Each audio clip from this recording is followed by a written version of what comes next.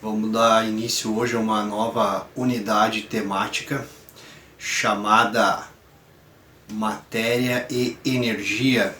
Nessa unidade temática, Matéria e Energia, nós vamos tratar de questões relacionadas à física, ao estudo da física.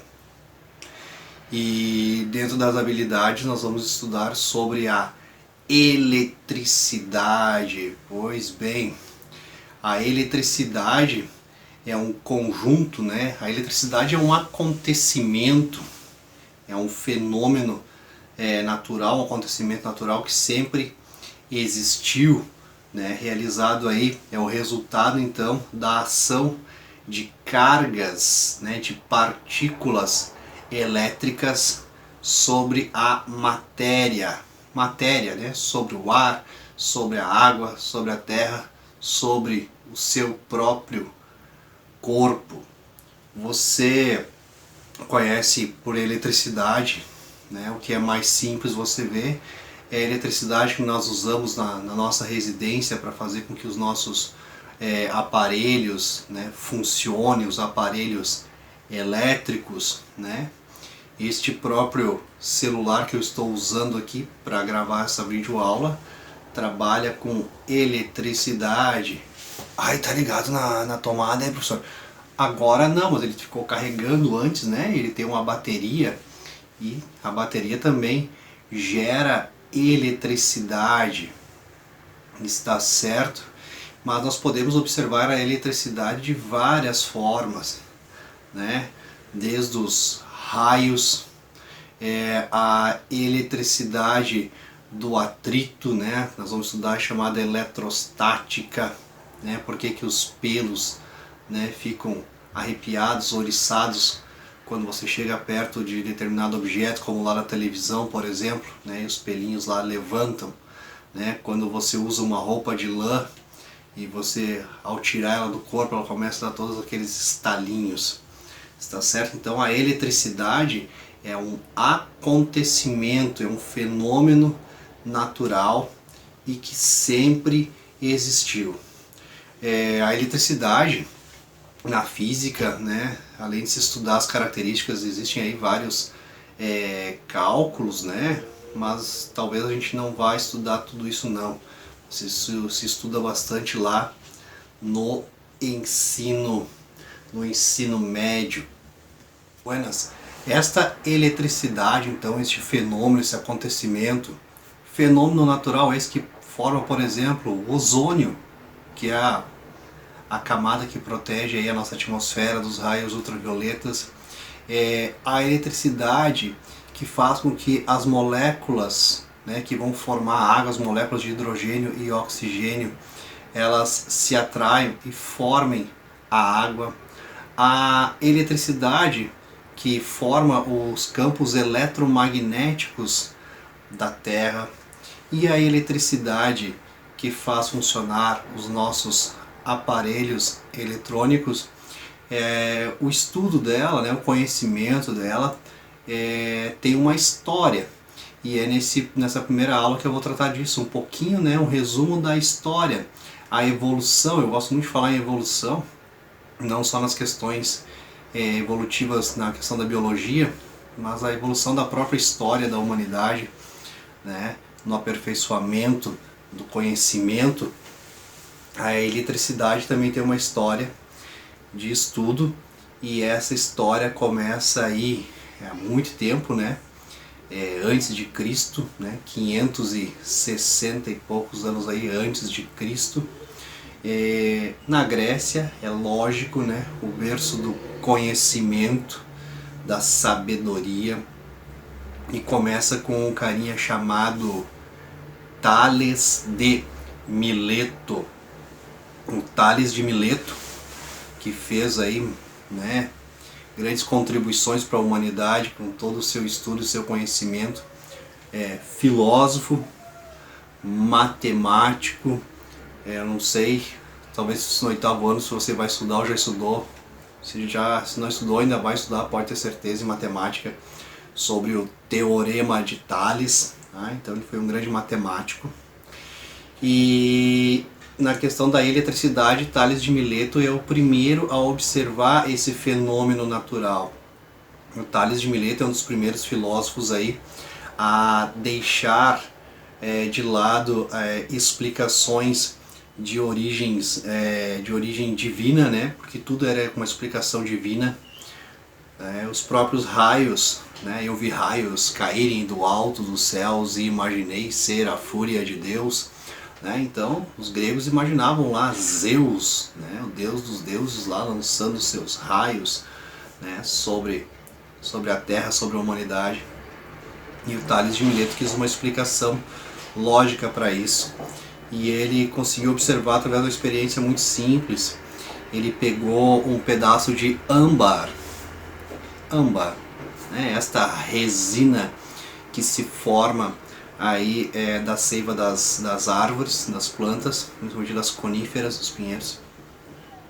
E ele causou atrito, ou seja, ele pegou esse âmbar e friccionou ele, né, com um pedaço de couro, friccionou ele, né, causando o atrito, e observou daí que esse âmbar, por um pequeno período de tempo, ele conseguia atrair pequenos pedacinhos de folha, né, de folha seca. Então ali ele criou já a noção, o conceito da eletricidade. O próprio nome eletricidade, né, que isso vem aí de uma das partes dos componentes, né, da energia, que é o elétron, né, a palavra âmbar, né, que ele usou âmbar, em grego quer dizer elétron, né, se fala a palavra elétron, tá? Então, daí que surgiu a palavra eletricidade, através desse pequeno experimento do Tales de Mileto. Bom, já mas muito tempo depois, 1670, já depois de Cristo, né, 1670, Otto von Guericke criou a primeira máquina de eletrostática. O que hoje é um negócio muito simples, né, que você pode fazer aí na sua casa muito fácil, que você já viu, que é isto aqui, né, uma bola de metal e que faz os seus cabelos irem pra cima. Não vou fazer aqui, senão vou me despentear, né, cara? Eu passei já um tempão penteando o cabelo aqui, não vamos, né, avacalhar com tudo, pra ficar bonitão aí pra visual. Tá bom. Então Otto von Guericke, 1670, cria o que seria então a primeira máquina de eletrostática, né? Eletricidade estática, parado. Então ele produziu uma esfera que era feita de enxofre, e ele passava então ali, né? Ficava fazendo atritar, né, nessa esfera um material de couro. Aquilo ali se eletrizava e fazia então saltar ali alguns fagulhos, né, umas faíscas, e também conseguia atrair, né, pequenos pedaços de papel, e passava o tempo, esses papéis saíam dali, né? Então ele tinha a atração e depois tinha a repulsão, e isso só mais tarde que vai ser explicado, mas é isso que acontece, né? A eletricidade ela vai causar atração e também vai causar repulsão de partículas. Então aí a primeira máquina de eletrostática em 1670 aí, pelo Otto. 1733, um francês, até rimou, o Charles Dufay, ele propôs aí que a eletricidade ela percorria duas vias, né? Ele chamou aí de dois fluidos elétricos, né? Fluido, né? Que flui, que segue o rumo, né? Mas seriam duas estradas, o que hoje nós conhecemos aí pelo polo positivo e o polo negativo. Mas ele imaginou então que por uma via seguiam então alguns tipos de cargas elétricas, e por outra via seguiam as outras cargas elétricas.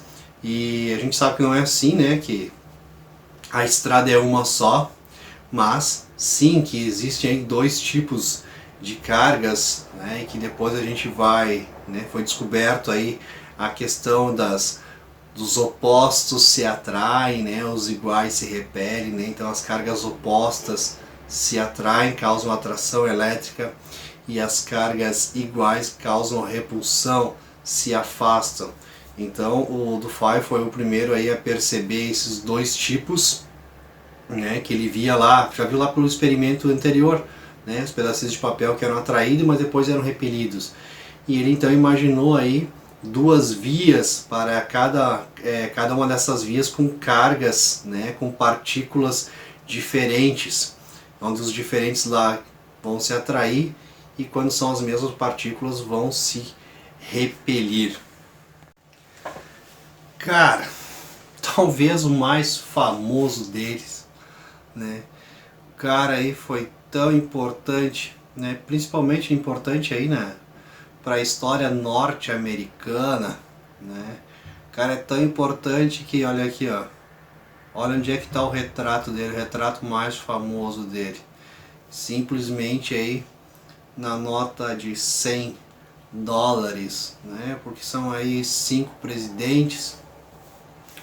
Um outro cidadão aí, o Hamilton, que era secretário, ministro, sei lá do que, e o Benjamin Franklin, cara, iluminista, Illuminatis, é um Illuminati, né? Na época então aí da Revolução Americana, né? Do processo aí de liberdade, né? Dos Estados Unidos. Benjamin Franklin, cara, ele fez de tudo nessa vida, cara. Deve ter feito de tudo, bicho, sabe? Trabalhou de tudo, né? Ele trabalhou de guarda noturno no cemitério, né? Fritou pastel. Na brincadeira, o Benjamin Franklin fez muita coisa mesmo, muita coisa. Mas na eletricidade, ele tem uma das histórias, talvez a história mais conhecida da eletricidade, que é a história lá do... né, soltando pipa no meio da tempestade para ver se era legal, né? Então o Benjamin Franklin, ele chega ao conceito então das duas cargas, né, dos dois tipos de cargas elétricas, né, que hoje nós chamamos aí de positiva e negativa. Mas os próprios escritos do Benjamin Franklin falam que não foi bem assim, né? Que ele não estava lá segurando a pipa lá no meio da tempestade, né? Com a chavezinha lá na outra extremidade para o raio ser atraído, né? Por cargas elétricas opostas. Ele mesmo descreve o tão perigoso que foi esse experimento. Então, né? Leva-se a crer que ele realmente não estava segurando, mas ele fez este processo aí. Ainda dentro do campo que se refere aí à eletricidade, o Benjamin Franklin é o carinha aí que, né, em 1752, se eu não estou enganado, se não é isso, deve ser, eu boto a data certa depois aqui, se eu errei, que inventou o para-raio, né, que nós temos aí em cima das casas, aí dos prédios, né, que vai proteger as nossas casas aí do efeito catastrófico de um raio. A gente vai estudar sobre raios ainda. Ele também fez lá suas máquinas de eletrostática também. E ele também criou, aí fora do campo da elétrica, os óculos, né, bifocais. Criou também aparelhos, instrumentos aí relacionados à música. Além também, então, como eu já disse, ele ter sido um grande ativista político, né? Então não é à toa que o cara está aí na nota de 100 dólares. Gurizada, nem sempre, melhor dizendo, na história da humanidade, nós fomos muito sapiens, né? E ninguém nasceu sabendo, ninguém nasce sabendo, né? Foi tudo se aprende aí por experiência, por prática. Mas chegou-se a acreditar durante muito tempo que tudo era controlado no nosso corpo pelo nosso coração. O que fazia, por exemplo, os nossos músculos, né, trabalhar, de você movimentar, né, caminhar, andar, falar, respirar, todas as atividades musculares eram promovidas pelo batimento cardíaco, né? Mas o próprio coração é um músculo, né? A única função do coração é amar, né, professor? A função do coração é o amor, tá bom? A única função do coração é bombear sangue, né? Fazer com que o sangue circule. Então, bastante tempo depois é que foi se perceber que esta ação, né, de movimentação muscular, assim como todas as outras funções, mais tarde isso é tudo promovida, né, é determinada pelo nosso cérebro, né, pelo nosso cérebro. Aquilo que a gente usa para pensar, tá ligado? Pois bem, o Luigi Galvani, o italiano, ele fez alguns experimentos, né, chamado lá as rãs mutiladas de Galvani, porque ele queria então demonstrar que a contração muscular se dava por cargas, né, por cargas elétricas, por eletricidade. Então ele pegava as rãzinhas, né, que já estavam lá todas cortadinhas, uma perninha, um bracinho e tudo mais, né, adicionando ali alguns eletrodos ali, disparando cargas elétricas, se percebia lá então que a musculatura, né, ela se mexia, que a perninha lá se mexia, tinha a contração, né, contraía, descontraía o músculo.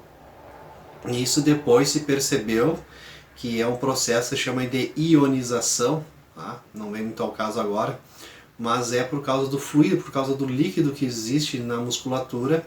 Essa corrente elétrica, quando passa ali, provoca este acontecimento, esse fenômeno, então, da musculatura se contrair e também, né, se descontrair, voltar ao normal.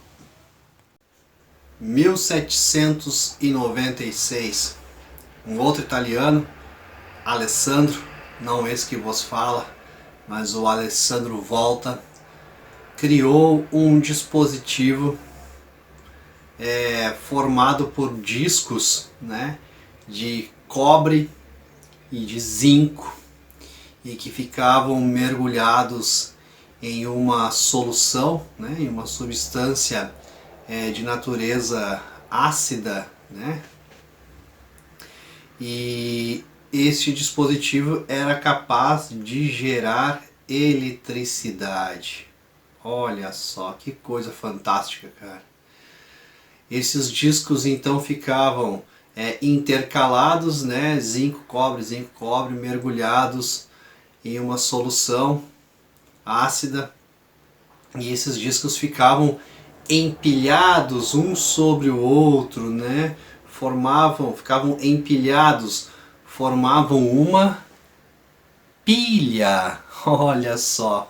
Então, o Alessandro Volta, esse italiano, é o inventor da pilha. Essa aqui é a pilha que foi criada aí pelo Alessandro Volta.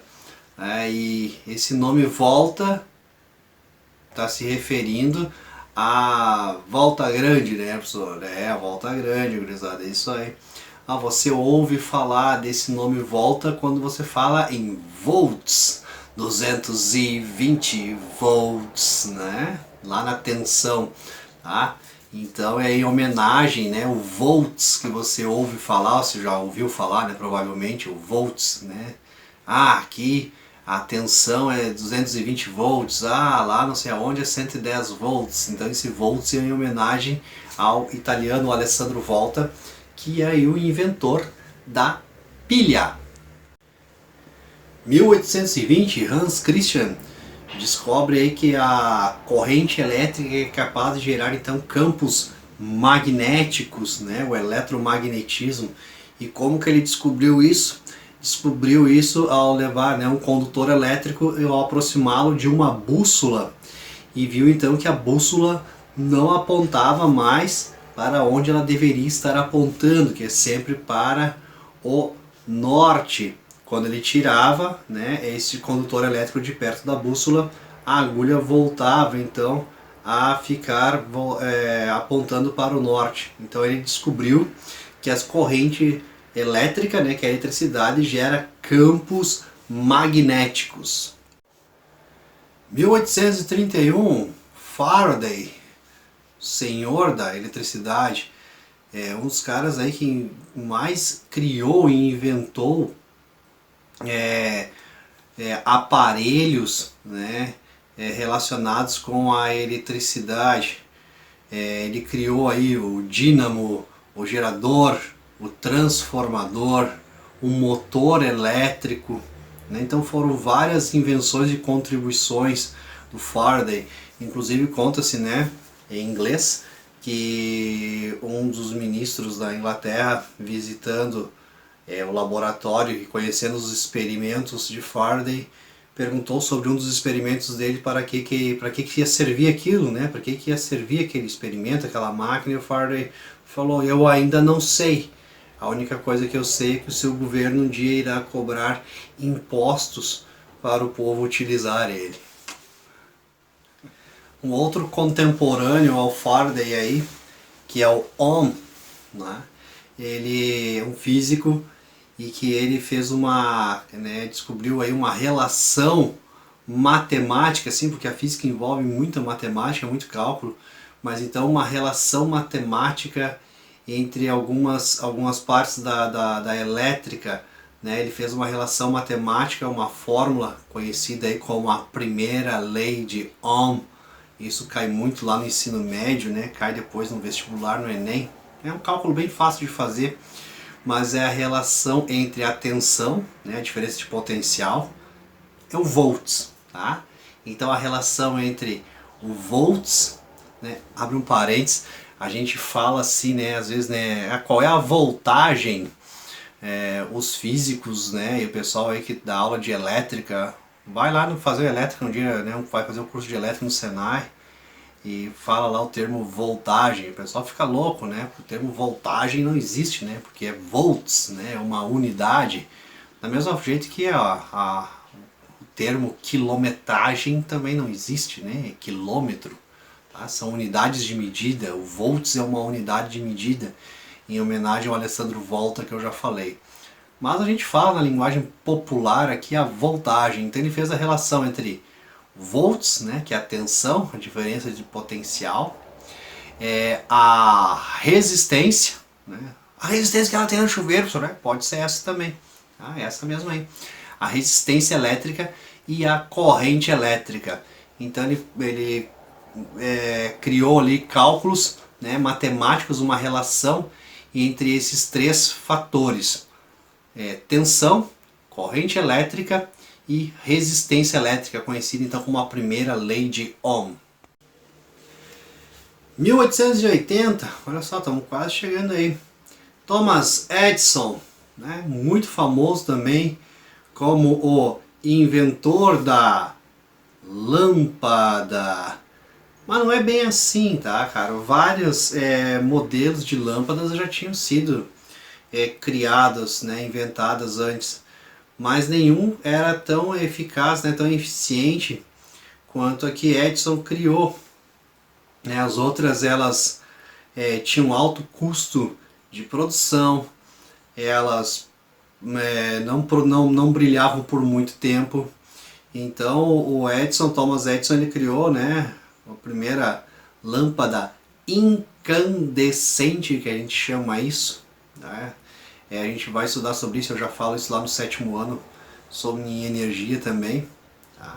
A lâmpada incandescente, ela gera mais calor do que propriamente luz, mas de qualquer forma, esta lâmpada então produzida pelo Thomas Edison, ele conseguiu fazer a primeira lá brilhar, né, ficar produzindo luz por 45 horas seguidas sem apagar. E era o problema que as lâmpadas tinham, né? As outras, elas brilhavam por pouco tempo, porque aquele filamento, aquele fiozinho que tem lá dentro, que brilha na verdade, né, dentro do bulbo, dentro do vidro, onde tem vácuo, eles duravam pouco tempo, e o Edison conseguiu então um material que fez brilhar por mais tempo.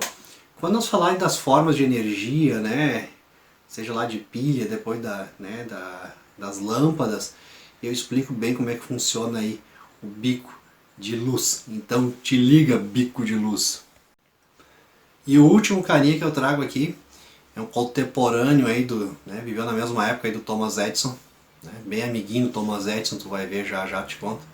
É o Nikola Tesla, um cara aí cheio de manias, né, todo maniático, mas extremamente inteligente e importantíssimo no campo da física, né, também criou vários motores, mas ele contribuiu mesmo foi com a chamada corrente alternada. Vou fazer um breve resumo, porque a gente vai estudar isso. A corrente elétrica, imagina assim, ó, a água seguindo um fluxo no rio. A corrente elétrica, então, são partículas, né, elétrons, que vão seguir também um fluxo, um caminho, um fio condutor, por exemplo. Né? Fio de cobre lá que vai percorrer um caminho. Essa corrente ela pode ser contínua, ou seja, vai sempre na mesma direção, sempre no mesmo sentido. E é o que acontece aí com as pilhas e baterias. Mas então essa corrente contínua, ela é possível somente em pequenas distâncias, né? Pequenas cargas em pequenas distâncias. Já a corrente alternada, ela permite que uma alta voltagem, ou seja, uma grande quantidade de cargas elétricas, sejam transportadas a grandes distâncias. Né? Então, o que nós temos hoje, né? O que está vindo aí lá da usina e vem por toda a rede de fiação elétrica, né? Das distribuidoras e tudo mais, é uma corrente alternada, uma alta voltagem. Quando ela chega na nossa residência, ela também é uma corrente alternada, só que daí ela baixa, né? Tem o transformador e tudo mais que vai diminuir aí esta voltagem, né? Para 110 ou para 220 volts. E só para finalizar o que eu falei ali, que o Thomas Edison, né, que eu expliquei antes aqui da lâmpada incandescente, e o Nikola Tesla eram grandes amiguinhos, o Tesla ele se recusou a receber um prêmio Nobel de Física, dividir o prêmio com Thomas Edison. Né? Eles brigavam, eles eram inimigos, cientistas assim, por convicções, por ideias diferentes. Né? Uma dessas convicções diferentes é essa aí.